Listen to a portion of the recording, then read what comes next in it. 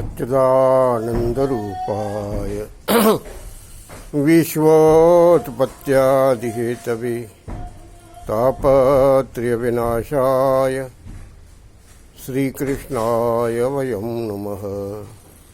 वसुदेवसुतं देवं कंसचाणूरमर्दनं देवकी परमानन्दं कृष्णं वन्दे जगद्गुरुं।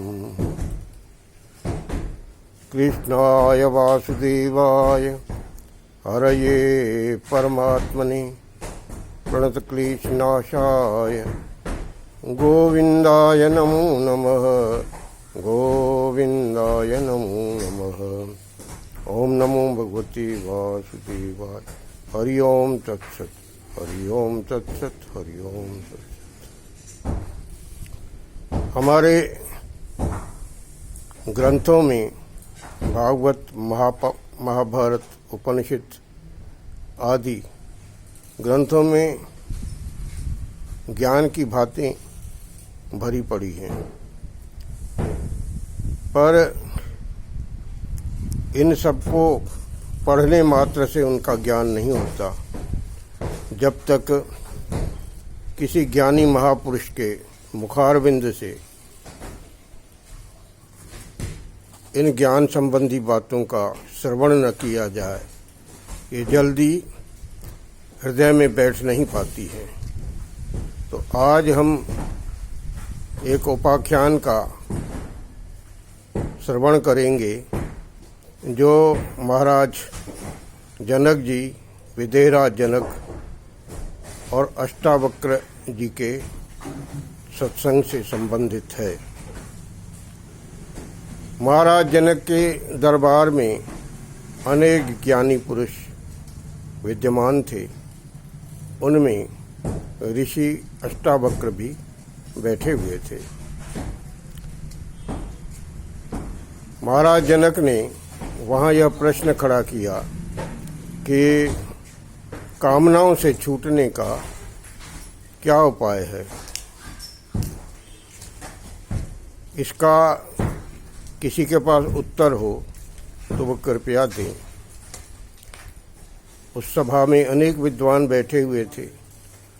सब अपनी अपनी बुद्धि लड़ाकर अनेक प्रकार की बातें कहने लगे, तर्क करने लगे, परंतु इससे महाराज जनक को संतोष नहीं हो रहा था। तब अष्टावक्र जी उठे और बोले, मैं इसका उत्तर देना चाहता हूँ। वो जनक महाराज की तरफ बढ़ने लगे। सभा मंडप में एक खंभा था। अष्टावक्र जी ने बढ़ते बढ़ते उस खंभे को स्वयं पकड़ लिया। महाराज जनक ने कहा, ऋषिवर कृपया आप अपना व्याख्यान प्रारंभ करें, उत्तर दें कि कामनाओं से छूटने का क्या उपाय है। बोले, राजन मैं तो आपको अच्छी तरह से उत्तर देने को तैयार हूँ, मैं पर क्या करूँ, मैं बंधा हुआ हूँ, मजबूर हूँ। महाराज जनक ने पूछा, आप किससे बंधे हैं। बोले, आप देख नहीं रहे हो, इस खंभे ने मुझे पकड़ लिया है। अब जब ये मुझे छोड़े तब मैं आपके इन संशयों का समाधान करूं। महाराज जनक ज्ञानी तो थे, उनका मर्म समझ गए, पर सभा में बैठे हुए लोग उसके तात्पर्य को नहीं समझ पाए। उन्होंने कहा, ऋषिवर आप यह क्या बोल रहे हैं। खंभे ने आपको पकड़ा है कि आपने खंभे को पकड़ा है। खंभा तो निर्जीव है, ये भला आपको कैसे पकड़ सकता है। अष्टावक्र जी मुस्कुराए, बोले, बस यही आपके प्रश्न का उत्तर था।